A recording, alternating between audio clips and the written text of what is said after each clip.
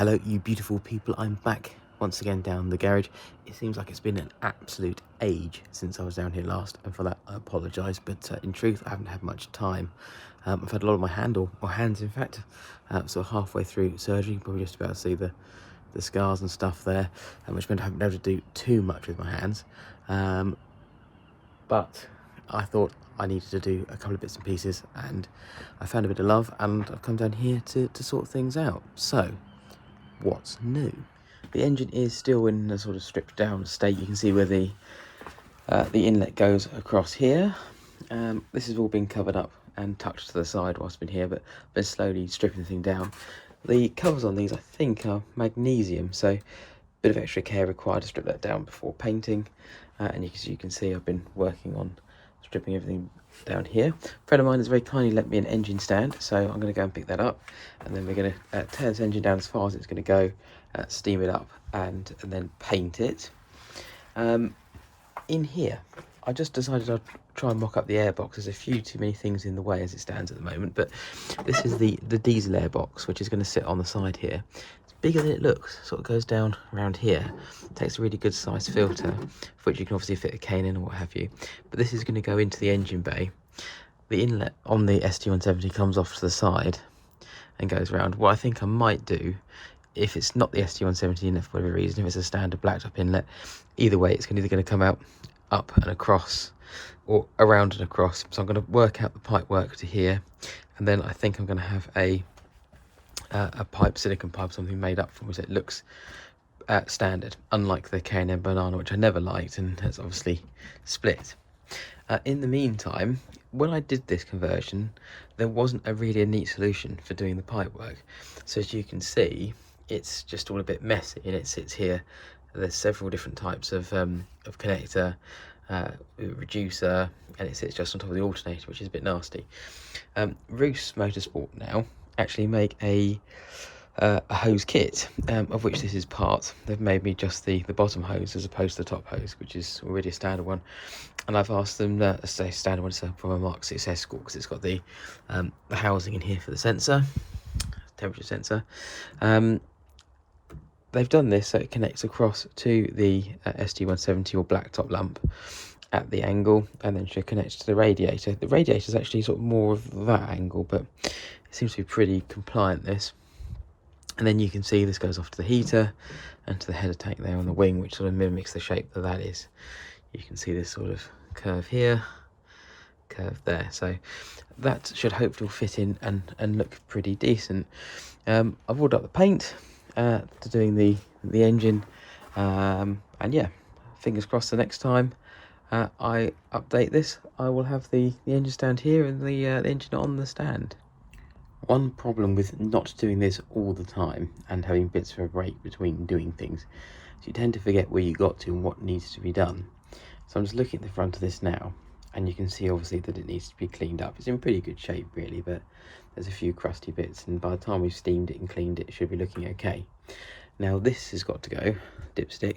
I've got another one, slightly different one, that should be going in here hopefully. Whether or not we keep it in the same place, it might put it over to the side like the previous one. Largely depends whether we change the sump or not. Now historically with Zetec, you need to change the sump pan over so that you've got one which is from a silver top. I don't think I'm going to be doing that, to be completely honest. I think I'm going to change the sump for a fresh one, because these ones have a habit of rusting through, and that's a problem.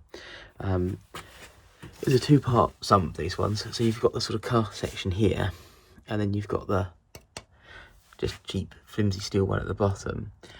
However, the starter motor's front mount on mine, so this section here needs to be ground out. So that is something to do. I need to make up something that goes in over the front of the exhaust port so we don't get that dirty whilst we're sorting and painting. There's a bit of an oil leak here, which I think has actually come from the cam cover gasket. At least I hope it is, we'll see. Might be one of the seals at the end of the cams, we'll find it when we take the rocker cover off. Don't really want to have to change them, but if we have to, we do. Main oil seal here, I think we're probably gonna do that. It doesn't look like it's been leaking. I tend to be hesitant to change things that I think are otherwise good, but nevertheless it's in bits, so it kind of makes sense. This is all going off and being cleaned up. I've got a new water pump on the way, new timing belt kit, because although it looks pretty good, I have no idea when it was last done. I don't want to chance it. New tensioners, because again, whilst the engine's out, might as well. We've got a breather that's going to come off of here, because I think the last engine died due to excessive crankcase pressure. Now, a lot of people say you just blank these off and it's fine. Clearly not the case, because it seems to have built up too much pressure, and it's the reason why I think the oil's coming up through the head. I'm sure you'll correct me if I'm wrong. Breather, we've got to connect up. It's different to the silver tops, we've got to sort that. Fuel rail, this one is a non-return, and again, that's wrong. So we need to sort that out. I think that's going to have to be a Z-Tech rail, but that's okay, because I've got a couple of those. A couple of inlets to rob them from. One for my 2 litre that's in the shed. I've got a couple of 1.8s. I think they're the same actually. I'm not sure if the injectors are, but nevertheless I've got several sets, so should be okay.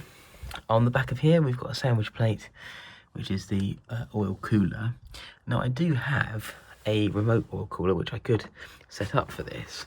Let me know if you think that I should do that. If not, I should be taking it off. Bit more cleaning, a bit more painting to do here, but other than some sort of light corrosion on the head, it's fine. Actually clean up okay, to be completely honest. And then maybe we'll paint that, we'll see. The dust plate, basher plate, whatever you want to call it, spacer plate, that is going to be wrong for the gearbox configuration we got, because the starter motor would be here originally in this application, so I would need a CVH plate to complete that. So we'll see. I might be able to get hold of one of those and sort that out. Interestingly, you can't quite see, but I'm actually running one in the onion as it sits. So yeah, okay, bit of work to do. I think we know what needs to happen, so that's good. As much of this as possible is going to stay together, because it's a known good engine. It runs okay. I don't really want to cock about with it and make it not run okay, but I do want it to look pretty decent. So once that's done, painted, that's changed, gaskets that I need to changed, then yeah, I think we will probably be good to go. What I will almost certainly do on the back again is take this off here and just cover the ports. I've just taken the covers off at the moment just so you can see, but cover everything up so it's nothing gets inside the engine whilst I'm steaming and cleaning and grinding and all the rest of it. Yeah, and then it's going to be time to rip out this, and yeah, I'm kind of looking forward to having it gone, because it does look a bit of a mess now. There's some other things as well I'm going to do. The wiper motor assembly over the back there, the mount at the top, I had polished when I first put this engine in. That's obviously got a bit rusty, but I've got a spare one somewhere in my little supply bits up the top up there. I've got new radiators to go on, that needs to go in there. I need to replace the VIN plate with a new one, because it's a bit corroded, but we'll sort that out later on. And yeah, I want to paint the engine bay, but we will see how we go. I painted this myself before, and sort of smoothed the bay, which kind of went okay, to be honest, but it's just, yeah, it's looking a bit tired now, so time to sort that. Lots of cleaning, and away we go. This lump will be surplus, I think, once we're done. So whether we use, I think we're going to reuse this manifold. I'm going to wrap this. Flexi has died underneath, so I need to get that replaced. Otherwise, I think we'll reuse the alternator bracket. Might reuse this, but I'm not sure it's the right length, so I just need to check. That'll polish up quite nicely, I think, because it was all new when that went in. And aside from that, yeah, that's going to be pretty much scrap after that. So I might take the sump off, sell that separately. But if not, if you're interested in an engine, if you want one for mocking up or what have you, then by all means let me know, because I'm sure that could go quite cheaply otherwise. Or indeed, if you want to rebuild it and fix whatever it is I've bust. I suspect it's probably a piston ring, but I haven't checked. Well, there is one thing, actually. We are going to go to a show for the first time in what must be years, possibly from pre-COVID. The car should just about make it down. It's relatively local. It's supporting our local Rotary Club. Yeah, so that'll probably be the last thing it does before I rip the engine out, hopefully. However, maybe during October. It's now end of August. Not got a lot of time to be getting on with that, so we'll see how we go. Surgery, on the other hand, happens mid-September. Don't know how much we're going to get done, but let's see. Let's make a start at least, and we can go from there. These things better not rushed, because we want the car to be around for a number of years, and I think you kind of do it once, do it right. The irony being, of course, I've already done this once, and it's not right. But nevertheless, we'll see what happens.